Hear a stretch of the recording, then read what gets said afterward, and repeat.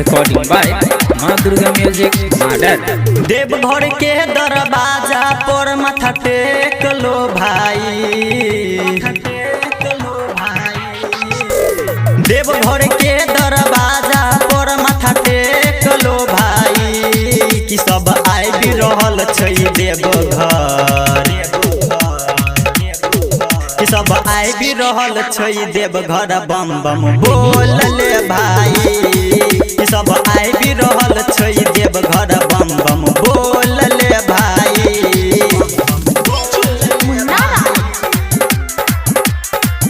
सब आबि रहल छै देवघर, देवघर बम बम बोल ले भाई। झिटकी बाजार मधुबनी। सब आबि रहल छै देवघर बम बम बोल ले भाई, बम बम बोल ले भाई। सुन ले के बाबा बारे बहुत ही महान हो, सबके ही सपना के करे ले उधार हो, सबके ही सपना के करे ले उधार हो, करे ले उधार हो, करे ले उधार। सुन ले के बाबा बारे बहुत ही महान हो, सबके ही सपना के करे ले उधार हो। देवघर के दरवाजा पर माथा टेक लो भाई, देवघर के दरवाजा पर माथा टेक लो भाई, कि सब आबि रहल छै देवघर, कि सब आबि रहल छै देवघर बम बम बोल ले भाई, कि सब आबि रहल छै देवघर बम बम बोल ले भाई। बोलो बोलो शंकर भगवान की। बम बम बोल ले भाई,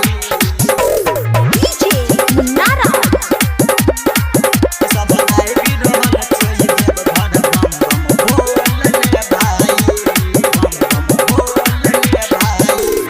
राइटर रविंदर राजकुमार हो, ये कही कलर में बाट रंगाइल हो,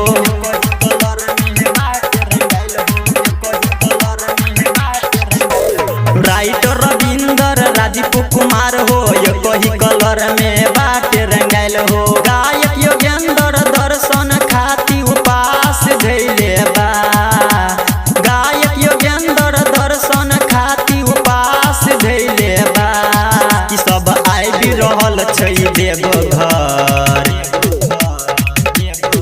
कि सब आबि रहल छै देवघर बम बम बोल ले भाई, कि सब आबि रहल छै देवघर बम बम बोल